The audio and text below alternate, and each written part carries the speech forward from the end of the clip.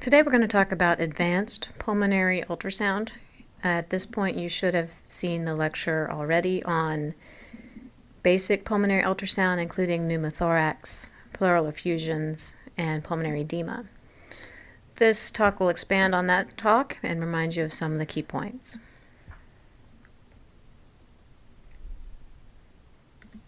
The objectives of today's discussion will be to review the lung ultrasound fundamentals that we just mentioned. We will also look at ways we can use pulmonary ultrasound and pleural ultrasound to advance our diagnostic skills at the bedside.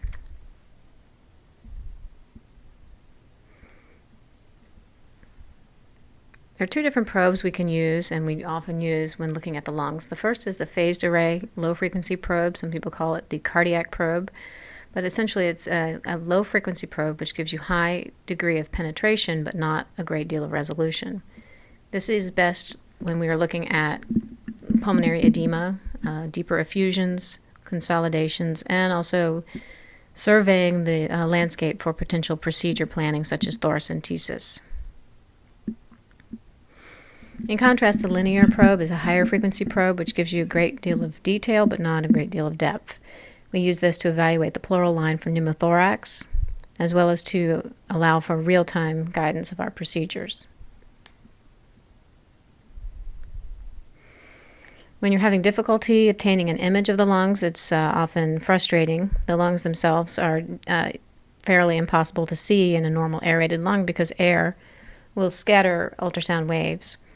But in addition, there are other things that can interfere with our picture. These include subcutaneous emphysema, poor patient positioning, overlying obstructions such as the EKG pads, the monitor clips, and if you're not using enough gel, you will get air in between the probe and the skin, and this can interfere with your picture. Lastly, make sure you have the correct probe for the purpose of your scan. There are several key probe positions. The indicator for the evaluation of the anterior chest should go towards the head. This is the orientation marker. And anteriorly we look at the sagittal orientation, with cephalocaudate orientation, intersecting two ribs and the pleural line beneath. Laterally, with the probe indicator again towards the head, we achieve a coronal picture. And it's important to scan all 8 lung zones to evaluate for a complete chest exam. We have 2 anterior lung zones on the right and left, 2 posterior lateral lung zones on the right and left. All zones should be equally evaluated, and it doesn't take but a few seconds each. Anteriorly is the best place we look for pneumothorax because when a patient is supine, this is where the extrapleural air will be seen. Posterolaterally, we can best see consolidations and effusions because of the gravity dependence of these. And in all zones, we should be able to see extracapillary lung water or extravascular lung water equally well. For instance, if a patient has pulmonary edema, this should be diffuse. So going back to the 2 fundamental questions, is the lung parenchyma normal or not? And the underlying questions that you're essentially asking are A lines present and are B lines present? It's the evaluation of these artifacts that is created by the interfaces with different acoustical impedances that gives you clues to what the underlying lung pathology may be. A lines, again, as a reminder, are horizontal reverberation artifact. B lines are vertical reverberation artifact. With A lines, we are looking at a horizontal reverberation artifact that originates from the pleural line. What happens here is the ultrasound waves encounter the pleural line, which is adjacent to air. So these 2 adjacent areas, which have very different acoustical impedances, will set up an internal reverberation at that interface. Some of the waves end up coming back to the probe as a reflection off of the air in a delayed fashion, and then the probe interprets that as a deeper structure with that appearance. So we see the A lines in both normal lungs and in pneumothorax. What we have here are two rib shadows, the VPPI, which stands for visceral parietal pleural interface, and an A line, which is a reverberation of the VPPI.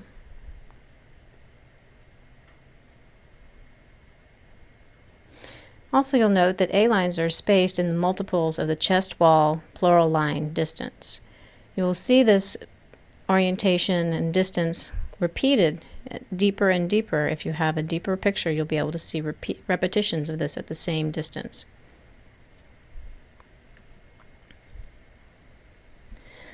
Once you've noted whether they're A lines, we move on to the next phenomenon, B lines. So if you have absence of A lines, we think about something being abnormal.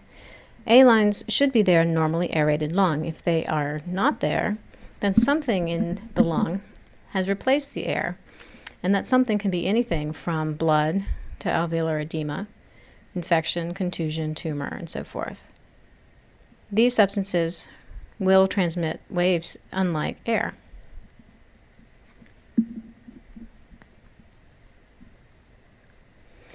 It's important to go back over basic lung anatomy so we can understand the origination of some of these artifacts. You'll note that the interlobular septae that come up to the pleural line are situated approximately 7 millimeters apart in most people, while the alveolar sacs are approximately 3 millimeters apart. You should note that difference for being able to understand the different types of B lines. Fluid that collects in these areas will create vertically oriented artifacts that are spaced similarly. For example, we have normal lung parenchyma with the bronchioles and the alveolar sacs. And next to it, we can appreciate pulmonary edema. What we have here are fluid-filled sacs and thickening of these interstitial areas, thickening of the interlobular septae. What happens is fluid that's trapped in these interlobular areas of thickening gets trapped, ultrasound waves get trapped, and reverberations are set up.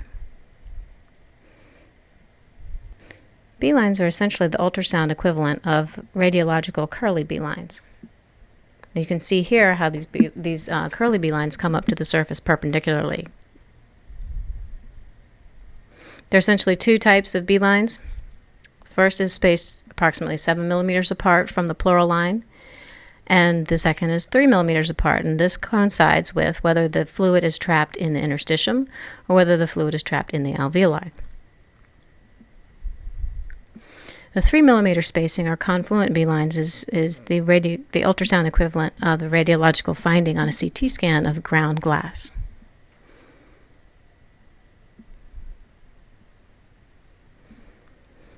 The low-frequency phased array probe has a small footprint, but has the capacity to display a broad, deep field. However, the displaying of the ultrasound beam results in loss of resolution in the deeper structures. In contrast, the high-frequency linear probe has a larger footprint and will display a great deal of detail, but at the expense of depth. Since the ultrasound beam does not expand laterally, the resolution at the surface is similar to the resolution in the deeper planes.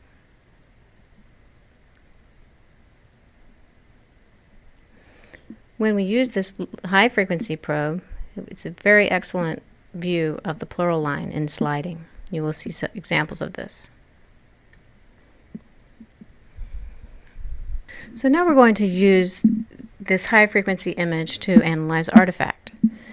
We can't see the lung itself, but we can see the artifact created by the interfaces between tissues that have very different impedances, such as pleural line and lung. Here is the visceral parietal pleural interface, and what we're seeing here is the sliding sign.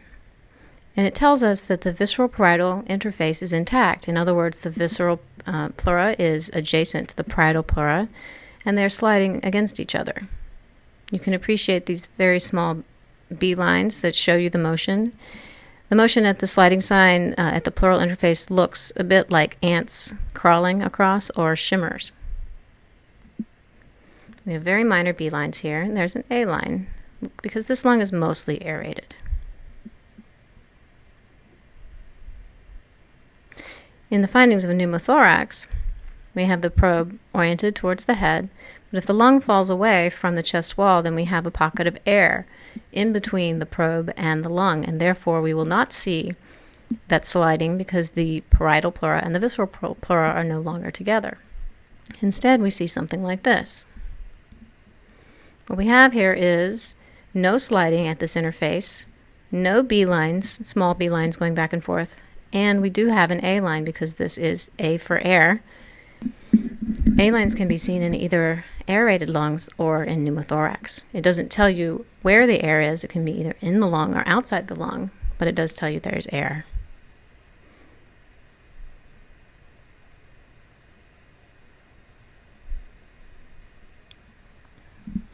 Next, we're going to talk about pleural effusions. Here we choose the coronal orientation with the indicator towards the head. We have also chosen the low frequency probe so we can get a deeper view and not as much detail. Here's the diaphragm. What you'd like to do is place your probe at that interface where the diaphragm separates the thoracic cavity from the abdominal cavity. You can also notice that the vertebrae are more visible in the thorax than in situations where there is no fluid in the lung. This is because pleural fluid conducts ultrasound beams, but air does not. So structures that are deep to the fluid can be seen and actually are enhanced. This is something we call posterior acoustic enhancement. If there were air in this lung and no fluid around it, you would not be able to see those vertebral bodies.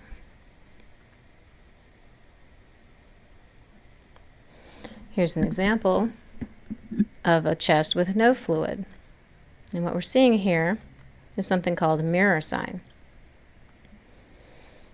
Mirror image artifact is when you have ultrasound beams coming through the liver or the spleen, reflecting off of the diaphragm and not able to go through because the lung on the other side will scatter the ultrasound beam, reflecting off the diaphragm and coming back to the probe in a delayed fashion. When this happens, the probe reads that delayed fashion as liver tissue or spleen tissue deeper to the diaphragm, and therefore it appears that there's liver on both sides of the diaphragm. You'll also notice that you can't see the shadows of the vertebral bodies above the diaphragm, and this is because ultrasound waves are being scattered by the air. We call this the spine sign, where no vertebral shadows can be seen above the diaphragm, and that helps us appreciate that there is no fluid above the diaphragm. Moving on to pneumonia. About 88% of consolidations, 88 to 90% of consolidations can be seen with ultrasound. The characteristic features we look for are hypoechoic consolidations with hyperechoic lines running through.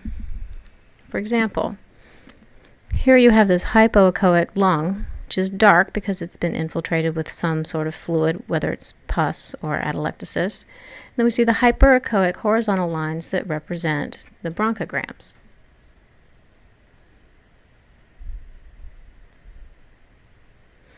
Here's another example with a low frequency probe showing the diaphragm, the pleural fluid, and the lung, which is compressed. Here again you can see bright white hyperechoic structures, and this would be something we could call hepatization of the lung, meaning that the lung has taken on more of a solid organ appearance.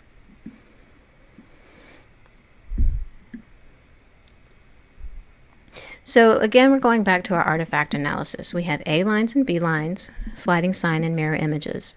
When we follow these throughout the lung examination, we can extrapolate what may be going on underneath.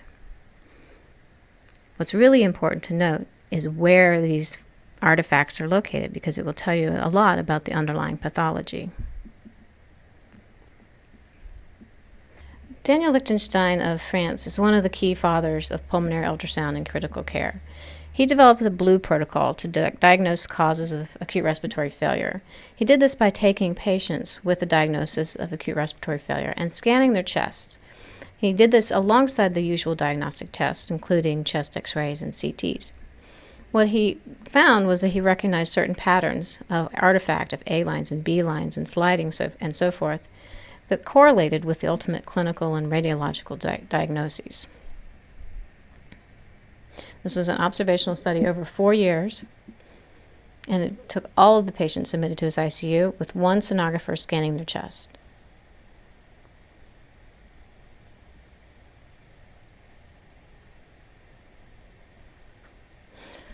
He created this algorithm to help lead you to the diagnosis earlier.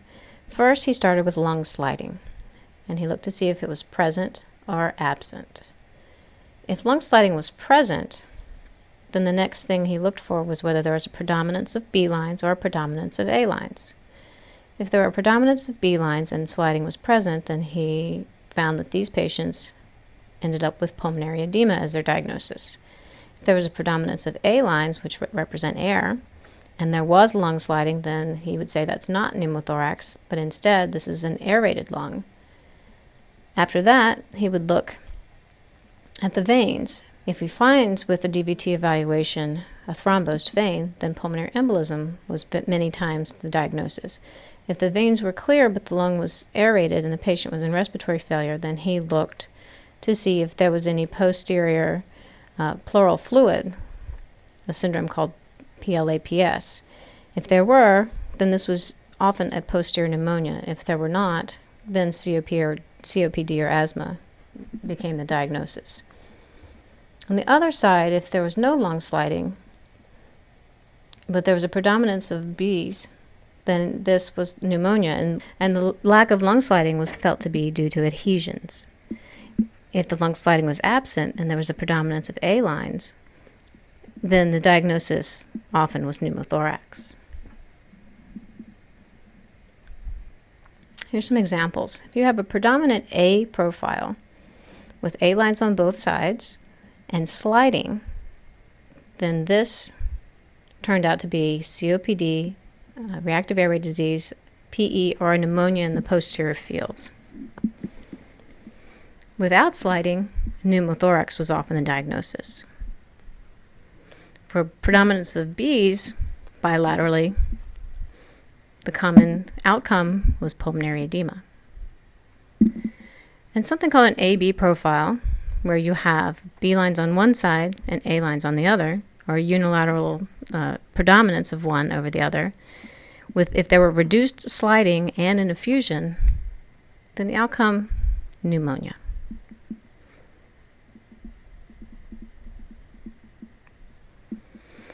Just to mention the utility of PA catheters compared to ultrasound for trying to understand the causes of respiratory failure. A chest article recently looked at A lines and B lines to see what it could tell us about pulmonary capillary wedge pressure. There were 102 patients who had a PA catheter. All of them had an ultrasound of the thorax performed. The findings were that if there were an A line predominance, then the wedge pressure was always less than 18. B line predominance did not allow you to make a conclusion about the wedge because cardiogenic pulmonary edema and non-cardiogenic pulmonary edema can often appear similar.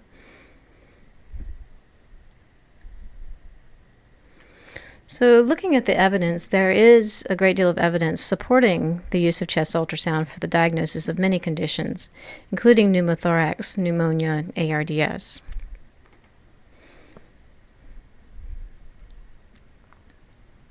For example, chest ultrasound has been shown to be superior to X-rays and physical examination for differentiating CHF from COPD. This is often a problem with our patients who come in who have a history of both. They come in short of breath, and you're trying to figure out what you need to do with them. The days are numbered that we will admit a patient with a known COPD history and a CHF history, where we choose to treat their dyspnea with a shotgun approach to cover both the CHF and the COPD bases, because we're not clear what the predominant issue is on admission. What we can do now is we can scan the chest and see, do they have a predominance of A lines? Well, that's more likely to be a COPD exacerbation. And a predominance of B lines bilaterally. Again, pulmonary edema.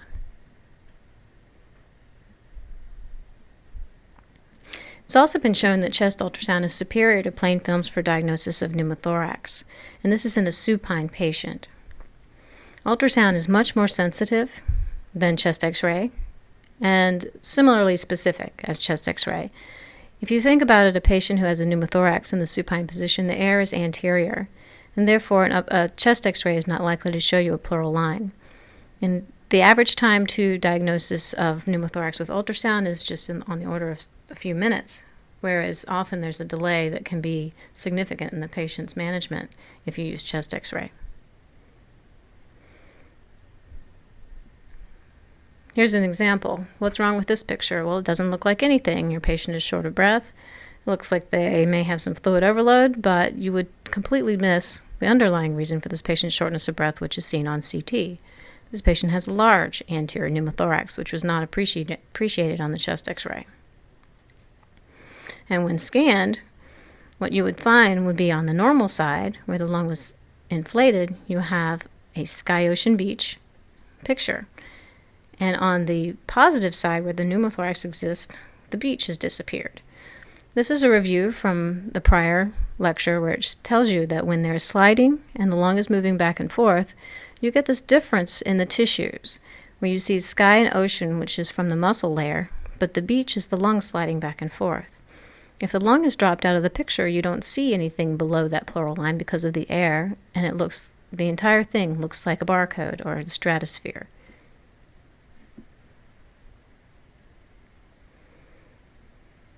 Chest ultrasound has definitely been shown to improve the safety and efficacy of pleural-based procedures.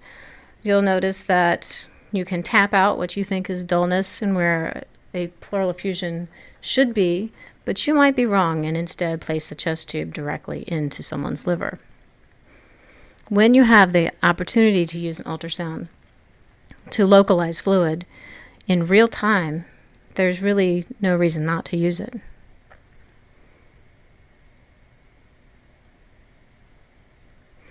So here we go with the diagnostic dilemma. Shortness of breath. Do we have CHF, ARDS, COPD, any number of things? What's going on with this patient? In order to get a jump start on the appropriate therapy, use your ultrasound. Example number 1, patient is acutely short of breath, and this is what you find.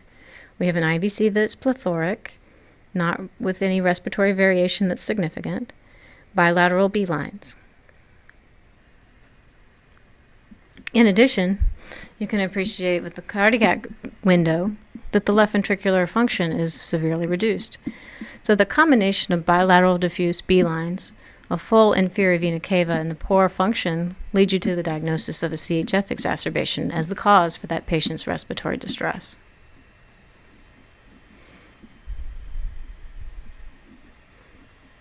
Another example, patient short of breath. And what we see is a very hyperdynamic heart with a little bit of right ventricular enlargement and bilateral A lines. Well, what is the diagnosis that can combine right ventricular strain and normally aerated lungs? If you're thinking PE, then you're thinking correctly. Look down in the legs, place compression venography, and if you cannot compress the vein, then you are looking at PE.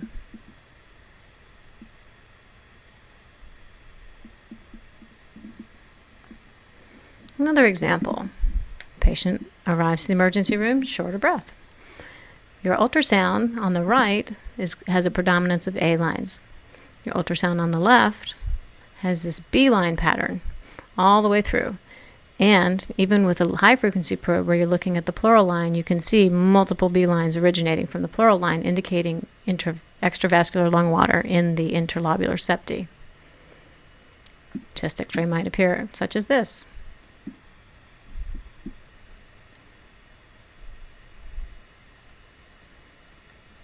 And you would be right to call this pneumonia.